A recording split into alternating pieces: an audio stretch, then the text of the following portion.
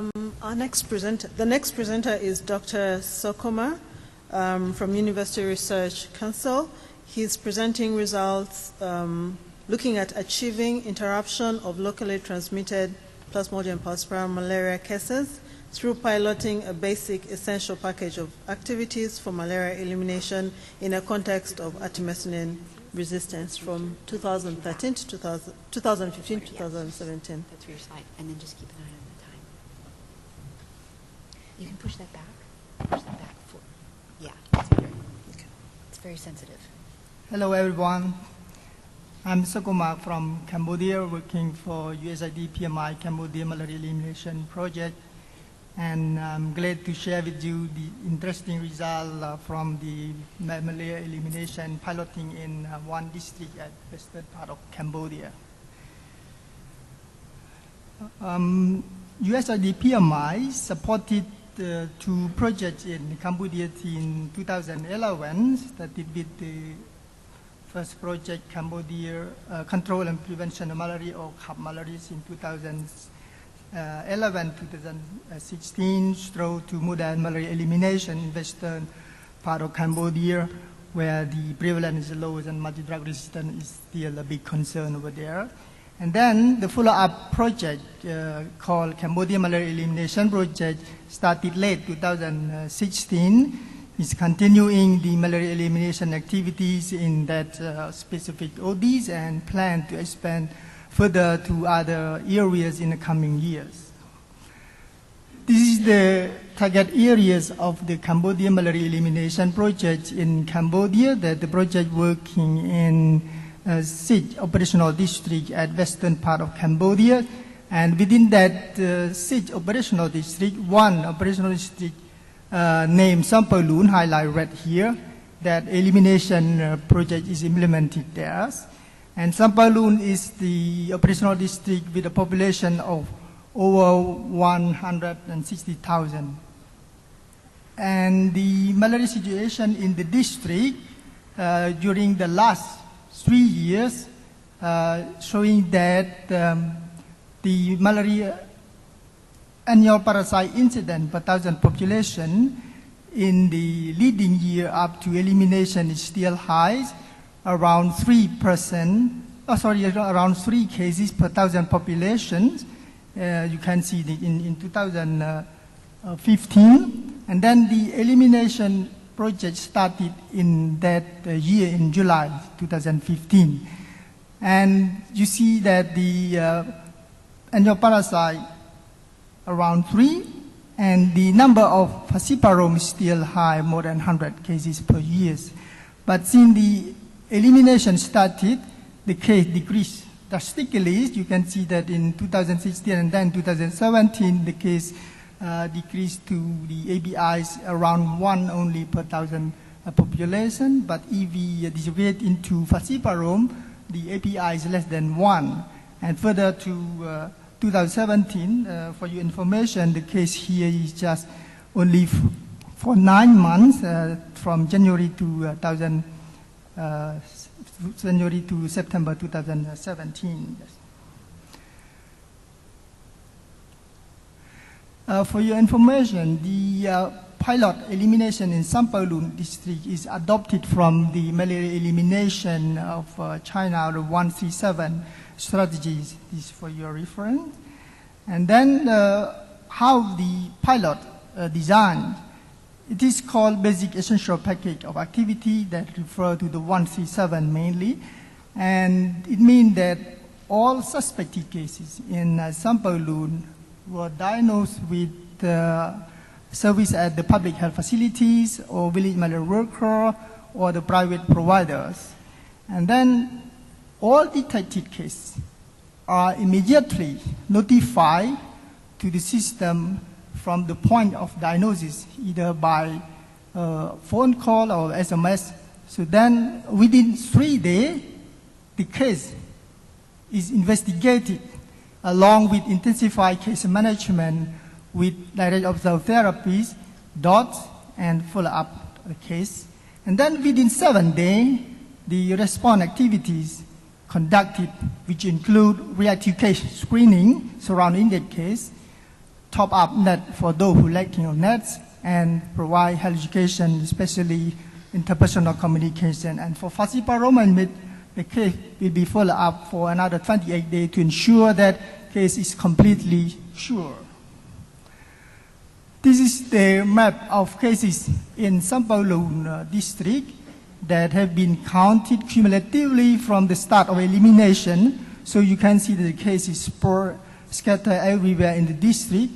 But what we would like to highlight here is that the cases are mainly the imported cases that highlight in blue, and only a few cases as indigenous cases or local transmitted cases based on the investigation of cases refer to the history of travel of the patient.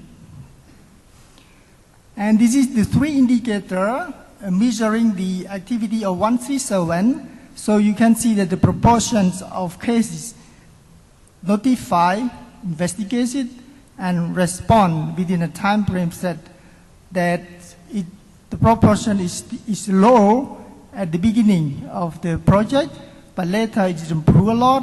And from time to time, the proportion of cases notified, investigate, and respond reach over 90%. And later in 2017, the approach of 137 reached optimal level at 100%. And this graph illustrates the completeness of 137 activities that the challenges happen mainly at the startup.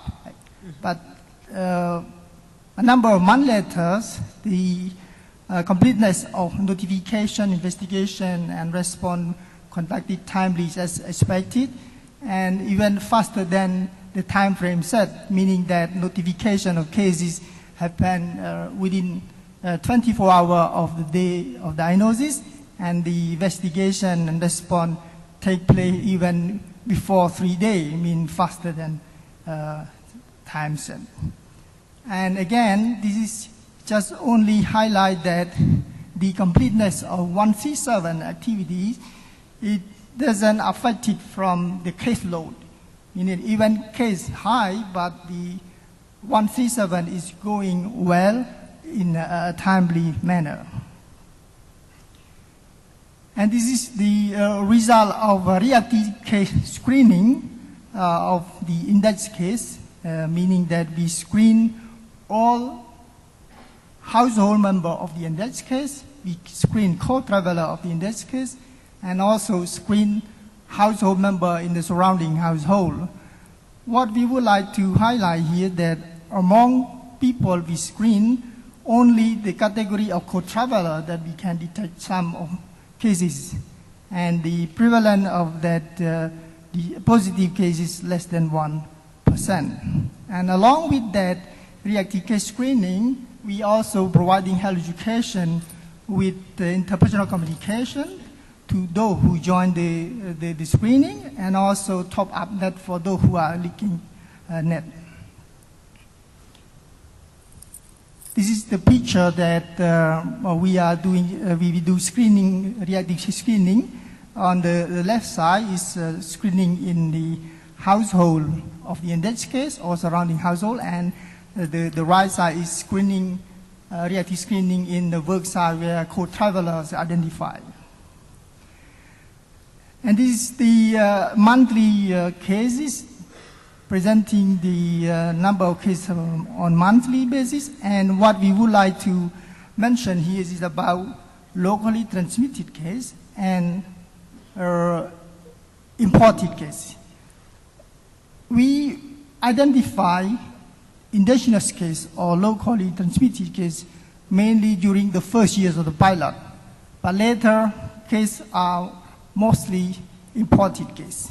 And the identification of the indigenous imported case here refer to the district boundary mainly, meaning transmission within Sampaloon called indigenous, but outside Sampaloon we call imported case. And in terms of species, we try to highlight the falciparum, that is the proportion of falciparum compared to overall cases of the malaria in Sampaloon. But what we would like to highlight here is that all falciparum are imported cases based on our investigation.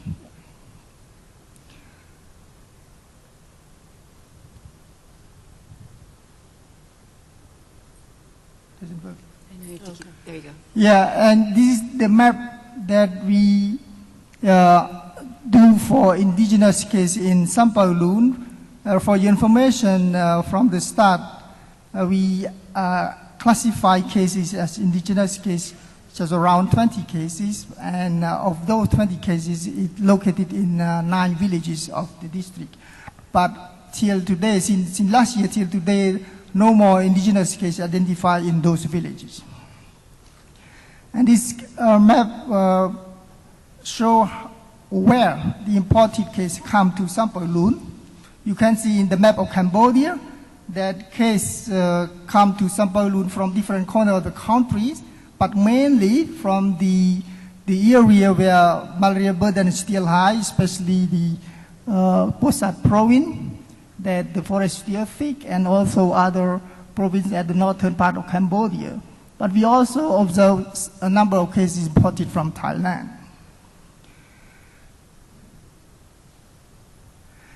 Yeah, even we have that interesting result, we also face a number of challenges, and we would like to share with you here that most of the cases are imported cases, but we have a limited system in dealing with the issue that happening in the source infection.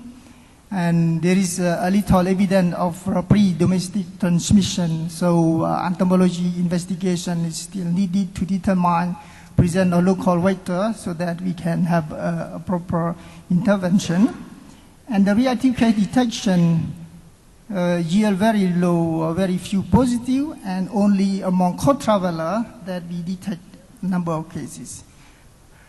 And we need to find our strategy to reach beyond the village, meaning that we go to the work site of the migrant worker to get access to those co-travelers with the index case. As lesson learned, the 1C7 approach is manageable, it's feasible at the local context of Cambodia with the team from local health facility and assistance from the volunteers.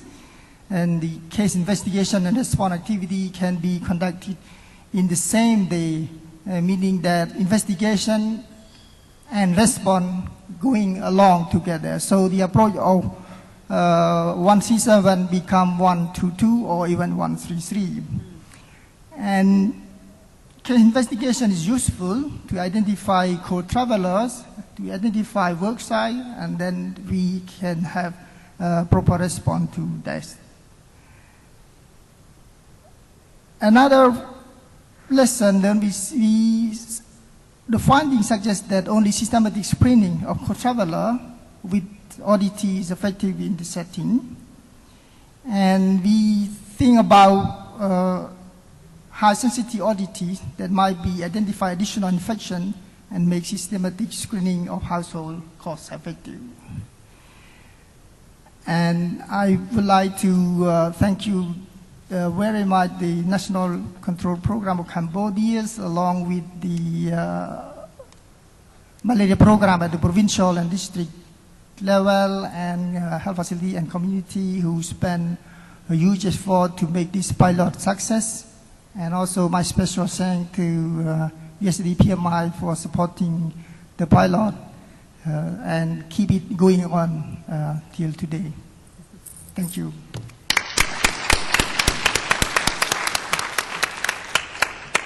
Thank you very much, Dr. Sokomar. Do we have any questions for him? We have time for one or two. One question. Oh, no, I have a question. Oh, sorry. Thank you very much for your presentation. I had one comment and one question. The first comment is, thank you for pointing out that reactive case detection can bring other interventions besides just testing and treating. So the idea of health education as well as ensuring that vector control coverage is high, I think it's an important point to make. And then just wondering, are there other factors that contributed to the decline in transmission that may be outside of malaria control, like deforestation in that area?